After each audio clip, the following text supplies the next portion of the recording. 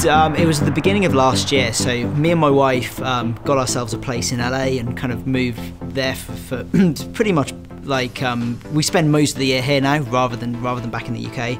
So last January we just got married and we decided to fly to New York and then drive to LA to kind of experience you know, Route 66, kind of old ghost towns, proper sort of Americana, and it was just a kind of amazing experience. I mean, we don't really have those sort of roads in Europe. Everything is much more kind of condensed, so just seeing these kind of hundreds of miles of kind of empty space where you're the only car on the road, you know, these kind of burnt out motels and stuff, for me was kind of inspirational. So, you know, whilst on that trip I was like, I kind of want to make the perfect record for doing this drive, what I would have liked to have been listening to. So I think, you know, it's nice if an album is kind of an expression of where you are as a person, you know, as well as where you are musically. So I kind of took the whole imagery of that trip and sort of wrapped the album in it. Essentially, You was a track by, like, Bo Bruce is a British singer and she's kind of well known in the UK. She doesn't do electronic music generally, she's kind of more of a rock kind of singer-songwriter. So I heard the track that would become You, which was a record by Bo, and I loved the vocal, and I kind of felt this was essentially an electronic music vocal, they just didn't know it yet. So we kind of got in touch with them and said, hey, like, you know, we love your track, but we think it could be like a lot more successful if it was an electronic track rather than an acoustic track. So they were kind of like, we're not so into the electronic world, but hey, here's the vocal, write something around it. I made this electronic version of the track. I finished it just before one of the UK's biggest festivals and Global Gathering, so I played it for the first time there. They came out, saw me play the track, and afterwards were like, we love it, let's do it. So it kind of came from there, and it's just strange for me because normally when I release a song with a vocal, I'll be very involved in the songwriting process. With You, that's probably the only one on the album where, you know, that wasn't the case. The vocal was all Bo's, and the music was all me. It kind of started about 2 years ago. I was doing a show in Chicago where the guys are from, and I think my tour manager at the time had a connection with them. He was like, oh, there's these guys called Krewella, I don't really know if you've heard of them, but they're coming to the show, like, you know, it'd be cool if you can meet them. And I looked up some of their stuff on YouTube, and because I wasn't really aware of them at the time, I was like, wow, these guys like are awesome, they really can sing, and like they'd track out called Killing It at the time, which was, I think their kind of like first one, which was like seriously cool. We met before the show, got on great. I mean, they're like super nice, like so chilled out, totally down to earth, extremely hardworking. So I was like, well, hey, I've got this track. I think it may suit a vocal from You. It's kind of underground, not necessarily going to be like what you'd normally do, but I sent it over to them. They loved it, wrote a vocal over the top, and we worked on the track together for probably a year. We were both playing the track in our sets, both kind of working out kind of what was good about it, what wasn't.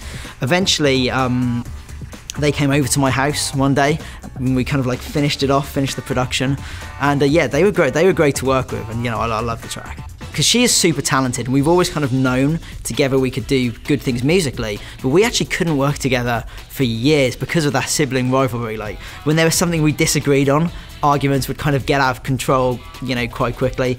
And I guess kind of as we've both grown up a bit, we've kind of become more chilled out and more willing to listen to the other's point of view. So now, like, we work together like really well. So I think she either wrote or co-wrote like 4 of the tracks on the album. She came out here to LA like a couple of times for, like, you know, just to write new stuff for it. She's also sung one of the tracks, and it's kind of like blossomed into a great working relationship. It took a long time for it to happen, but yeah, no, it's good.